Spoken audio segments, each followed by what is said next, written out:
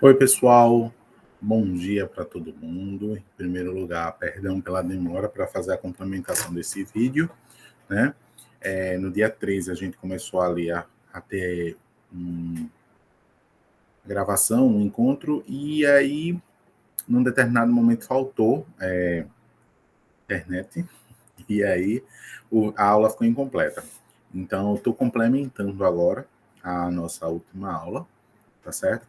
Em que a gente estava falando sobre razão, proporção e grandezas direta e inversamente proporcionais, tá certo? Nessa continuação, nessa última tela que a gente conseguiu ter toda, eu estava dando um exemplo a respeito da ideia de razão, né? A razão como sendo uma relação entre duas grandezas, né? Não necessariamente essas duas grandezas têm que ser a mesma, né? Então, por exemplo, eu usei para exemplificar o tanque de combustível, uma determinada quantidade de combustível, né, 5 litros, num total de 20 litros. Uma situação hipotética. Tanta quantidade que eu estava usando para verificar a grandeza de gasolina que já tinha dentro do combustível, do tanque de combustível, é exatamente a mesma grandeza que eu estou utilizando para fazer a medição da capacidade do tanque de combustível, né? Então, eu estava usando litros para quantidade de gasolina utilizada, estava usando litros para a capacidade daquele recipiente. O que acontece? Nem sempre as grandezas elas vão ser utilizadas da mesma grandeza. A gente pode ter uma razão que seja entre grandezas diferentes. Um exemplo disso é a velocidade. Velocidade é uma razão que existe entre uma distância percorrida e o tempo que você precisa para percorrê-la. Então, são duas grandezas distintas, mas que se relacionam, inclusive, formando uma nova grandeza, né? Uma grandeza que a gente chama de secundária. O que acontece? No pedaço que ficou faltando da aula, eu estava utilizando justamente essa relação que existia aqui numa moto, por exemplo, 5 no total de 20 litros, né? E aí passei a dar um exemplo se a gente tivesse comparando com um carro que tivesse uma capacidade para 50 litros e desses 50 litros ele estivesse ali dentro com 12,5 litros, tá certo? Então, tá aqui o exemplo, 12,5. O que acontece? Quando a gente faz a divisão de 5 por 20, a gente acha o valor da razão 0,25, tá certo? Mas quando a gente faz a divisão 12,5 por 50 no tanque de combustível, também a gente tem a razão 0,25. Ou seja, a mesma razão, independente da capacidade que tenha sido diferente, naquele momento de medição, a razão entre os dois era igual, né? E a gente pode comparar a razão? Pode. Quando é que a gente pode? Como é que a gente faz para calcular essa razão? Na tela eu estava fazendo aqui a resolução. 4 está, eu peguei dois exemplos, né? Duas razões aqui. A razão 4 quintos e a razão 12 quintos, né? Que é esse primeiro exemplo aqui. Opa! Primeiro exemplo aqui. E nesse daqui, o que é que acontece? A gente faz a multiplicação de um numerador igual a essas duas razões, né? Então, eu tenho a razão 4 quintos igual a 12 quintos, eu vou verificar se essa igualdade ela realmente permanece. Se ela permanecer, a gente tem aquela famosa frase da multiplicação do meio pelos extremos, né? Ou seja, a gente pega o numerador e multiplica pelo denominador e vice-versa, o denominador pelo numerador.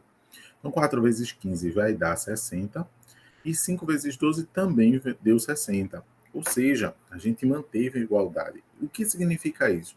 Significa que essas duas razões, elas permanecem independente, na medida que uma aumentou, a outra também aumentou, de forma proporcional. Então, são duas razões que elas são proporcionais. Então, a proporção é uma igualdade que existe entre duas razões, né? É quando você tem uma determinada razão, ou duas grandezas, ou uma grandeza que você está analisando, mas à medida que você aumenta uma, a outra aumenta, preservando essa razão.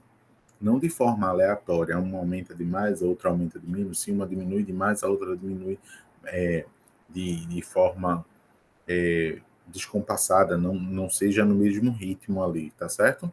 Então, quando o ritmo ele se mantém, a gente tem uma grandeza proporcional, tá bom? Grandezas proporcionais. Aí peguei outro exemplo, a razão 4 quintos e a razão 45 avos. Nessa outra razão, a gente tende a olhar e pensar, será que é ou não proporcional? E a gente tem como verificar, operacionalizando da mesma forma. Peguei o 4, que era o numerador, multipliquei pelo 45, que era o denominador. 4 vezes 45 dá o total de 180. Enquanto isso, 5 vezes 40, né, que é a outra multiplicação, denominador pelo outro numerador. E a gente tem 5 vezes 40, num total de 200. Opa, veja só. Um produto ele deu 180, o outro produto deu total de 200. Isso é uma igualdade? Não. Como não são iguais os resultados, significa que, à medida que alguém aumentou num determinado ritmo, o outro aumentou, mas não no mesmo ritmo. Não se manteve a mesma razão. Obviamente, essas grandezas elas não vão ser proporcionais, tá certo? E existem duas formas da gente pensar as grandezas. Ou elas são diretamente proporcionais ou elas são inversamente proporcionais. Qual a diferença dessas duas, desses dois exemplos? Quando uma grandeza é diretamente proporcional, né? Deixa eu só marcar aqui, diretamente proporcional.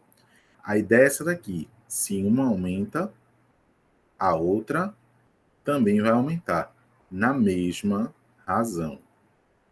Se uma diminui, a outra também vai diminuir, obedecendo uma mesma razão. Tá certo? Na grandeza inversamente proporcional é o contrário. À medida que alguém aumenta o valor, o outro diminui o valor. Tá certo? Por exemplo, um exemplo bem simples é o dinheiro no bolso da gente. À medida que as contas vão aumentando, que a gente vai pagando mais e mais contas, menos dinheiro a gente vai ficando no bolso. Tá certo? Então, se eu vou pagar, imagina que todas as contas tivessem o mesmo valor, né? À medida que eu pago uma conta, cada vez que eu vou pagar uma conta, eu tiro R$ 50 do bolso. Se eu vou pagar uma conta, eu vou aumentar o valor do meu débito, R$ 50. Se eu vou duas contas, eu vou pagar R$ 100. Se eu vou pagar três, eu vou pagar R$ 300. Mas veja o que é que acontece com a questão do dinheiro. Imagina que eu tivesse na conta, ou na minha carteira, R$ 1.000.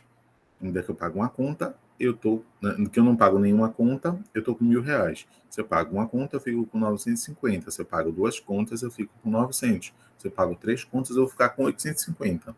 Ou seja, sempre vai ter uma razão de 50 que vai estar diminuindo na minha conta à medida que eu tenho um aumento da razão, o número de contas aumentando. Então, essas também são grandezas proporcionais, só que não diretamente proporcionais, ao contrário, elas são inversamente proporcionais. Daqui uma aumenta, a outra diminui, certo? Então, essa daqui é a ideia de inversamente proporcional. À medida que uma aumenta, a outra diminui, ou se uma diminui, a outra aumenta. Esse exemplo do dinheiro, ele é bem simples para exemplificar isso, certo? Então, vamos voltar aqui. Então, imagine o seguinte, numa questão que eu elaboro para vocês numa prova, se vocês cometem um acerto, né, se vocês fazem um acerto, vocês têm direito a 2 pontos na prova. Se tiver 2 acertos, 4 pontos. 3 acertos, 6 pontos. E assim por diante. Se vocês fizeram 25 acertos, vocês vão ter 50 pontos, tá bom? A razão 2, ela é continuada ali, tá bom?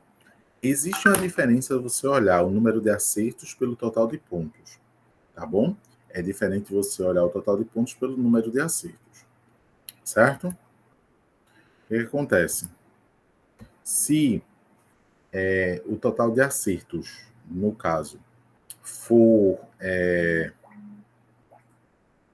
1 para 2, né? Um acerto para cada 2 pontos. Então, ou seja, você tem ali Para cada ponto, 0,5 acertos, tá certo? É diferente você pensar 2 pontos para 1 acerto. A razão 1 para 2 é diferente da razão 2 para 1, tá bom? Então, a ordem que você faz essa relação entre as grandezas, sim, vai influenciar na sua razão. Não consegue ser a mesma razão, tá bom? Esses eram os pontos que eu precisava esclarecer para que vocês tivessem, assim, conseguissem fechar essa primeira aula de forma tranquila. Se vocês querem fazer o teste de se duas grandezas são proporcionais ou não, é só você fazer a multiplicação sempre dessas duas grandezas, tá certo? Um exemplo disso aqui é... Então,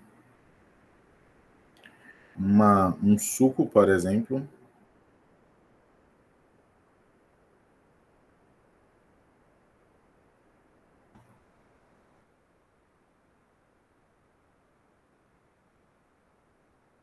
aqueles sucos prontos, né? Que são concentrados e que você faz a diluição daquele conteúdo num determinado ml, né? Em uma determinada quantidade de água. Por exemplo, você vai ver lá, suco de laranja, porcentagem de suco, 40%.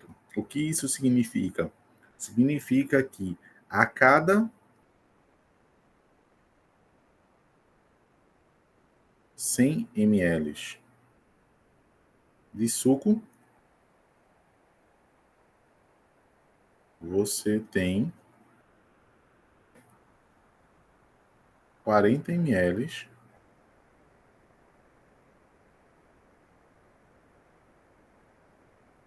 do suco da fruta. O restante vão ser outros componentes, basicamente água e outras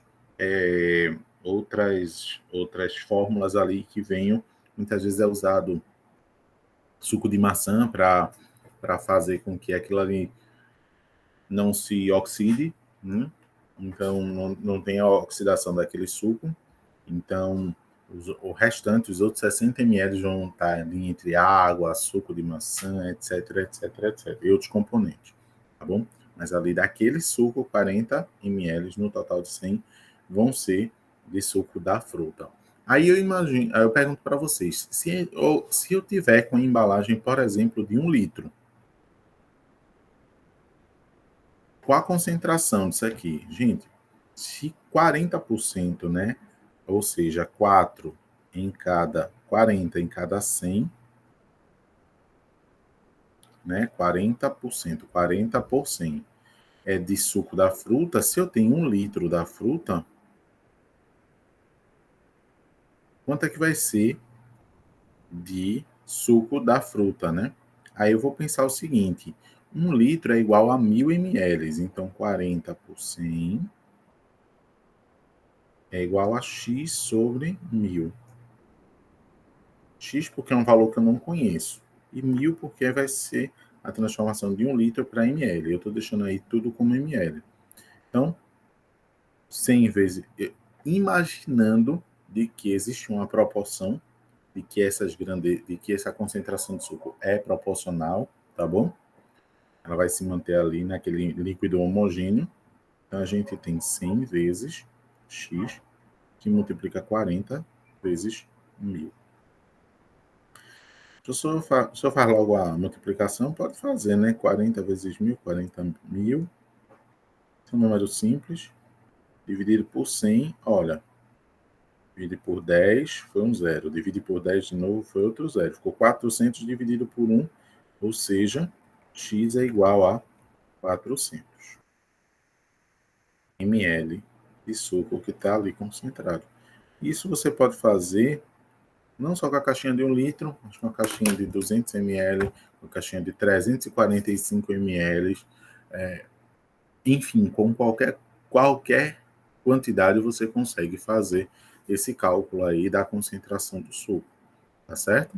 Imaginando que é uma mistura homogênea ali que vai manter a razão daquela concentração. Tá bom?